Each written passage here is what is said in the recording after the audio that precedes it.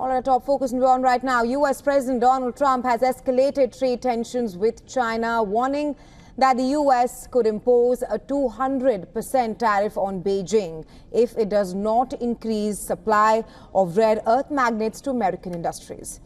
Speaking from the White House, Trump told reporters that China has to give us magnets, adding that otherwise the U.S. would have to charge a 200% tariff or something. He claimed China had monopolized the global magnet market, a major component in smartphones, electric vehicles, military technology and semiconductor chips. Trump, with magnets, we are going to have a lot in a pretty short time. In fact, we'll have so many that we'll not know what to do with them. But we have a very strong relationship, Howard, I would say, economically with China now, getting much better. They have to give us magnets. If they don't give us magnets, then we have to charge them 200% tariff or something, you know. But we're not going to have a problem, I don't think, with that. I think that's perhaps behind us. China currently controls over 90% of the world's magnet production. In April, Beijing tightened export controls on rare earth materials, requiring new licenses for shipments abroad. The move was seen as retaliation for earlier U.S. tariff hikes. Trump's statement comes as Chinese exports of rare earth ore rose in July, up over 4,700 tons compared to the month before. The supply boost may give Beijing an edge in the ongoing negotiations.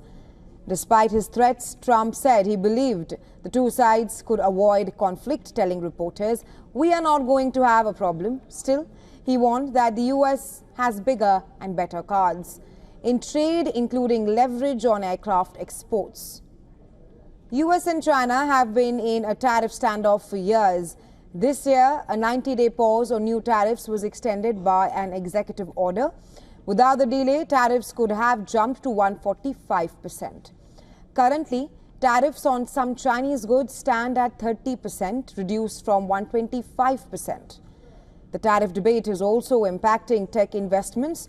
Earlier this month, the U.S. took a 10% stake in Intel, which is a major chip maker relying on rare earths from China.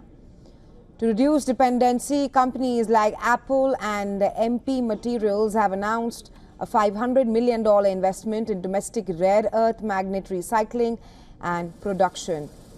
But the road to self-sufficiency will take time.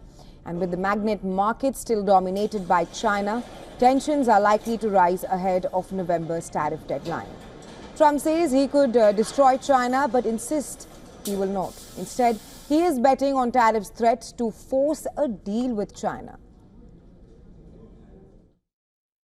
I mean, look, in terms of playing the cards, we have much bigger and better cards than they do. But with that being said, I think we have a great relationship. I spoke to President Xi fairly recently, and at some point, probably during this year or shortly thereafter, we'll go to China. And I think we're going to see a magnificent sight. It's a great country. All right, for more on this, we're now being joined by Dr. Andrew Freires, the CEO of EcoCognisis Advisory Limited. He's joining us live from Hong Kong. Welcome to the broadcast. So first up, of course, can Trump really follow through on his 200% tariff threat on China? Yeah, he can actually, because it simply shows the absolute inconsistency and absurdity of any of the tariff policies of the United States, because he's threatening to impose tariffs on a good, not that the Chinese are exporting, that they're not exporting, and also he's imposing tariffs on a good that the United States doesn't produce. I thought the whole point of the tariffs was to make the United States more competitive. In this particular case, it has absolutely nothing to do with it. On the contrary, Trump wants more exports from the United States, that they are going to worsen the bilateral deficit with China. It shows you there is absolutely no sense of any logicality in anything that comes out of the tariff policies. This is simply a gun, a weapon that you turn around and say, I'll charge you 50% if you don't do what I want. You know, Godfather kind of approach. And the same thing, I feel ashamed to tell you the truth, because I'm a very good, strong friend of India, to see that the Modi administration, instead of telling him, you want to put 50%, put 50%, we will also put 50%. The Chinese have done that, and you can see that Trump treats them very, very differently. He's famous of backing down when people are saying, don't threaten me. I'm going to negotiate, but not with a gun on my head. Right, Mr. Freris, just to add to that, Trump says that he has many cards. What cards does he really hold to bend China at this point of time? Well, he claims, of course, that exports of spare parts of airplanes that Boeing has made and sold to China, they are going to simply restrain or restrict their exports to China, and therefore those airplanes will not be able to fly, which is, of course, an ideal way of ensuring that in the future the Chinese will be buying planes from Boeing, knowing that when something turns out wrongly, okay, instead of agreeing politically on what is going on, they will simply restrain exports of spare parts to China. Very clever. Right, Mr. Freris, of course. My last question to you. Trump's treatment of China has been different to his approach for the rest of the world right now. Why is that?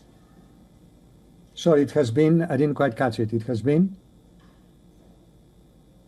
Right, my question to you was Sorry, right, I was asking you that Trump's treatment of China has been different, perhaps not the same as his approach towards other countries. Why is that? Yeah, of course it has been different, okay, because the Chinese didn't sit down and play doggy. When he threatened for 145% tariffs, the Chinese said, good, we'll put 120. You know, the continuous nonsense that everybody depends on everybody else to such an extent is absurd. Look, India's exports to the United States is about 4% of GDP. 4% of GDP. Okay, suppose half of them disappear. That is going to be 2% of GDP. That's a small price to pay for simply standing down on your sovereignty and not playing tricks, actually discuss economics. And Japan has, sorry, I'll try that again. India has a large number of Nobel Prize winners in economics to discuss economics and not to discuss mafia tactics. That's why, as I said, I feel almost emotional about that, because we stopped talking about economics, we stopped talking about bilateral trade, and we're simply talking about mafia tactics, nothing else. Right, Mr. Freris, thank you so much for joining us here on WION Business Insights with your updates on this story.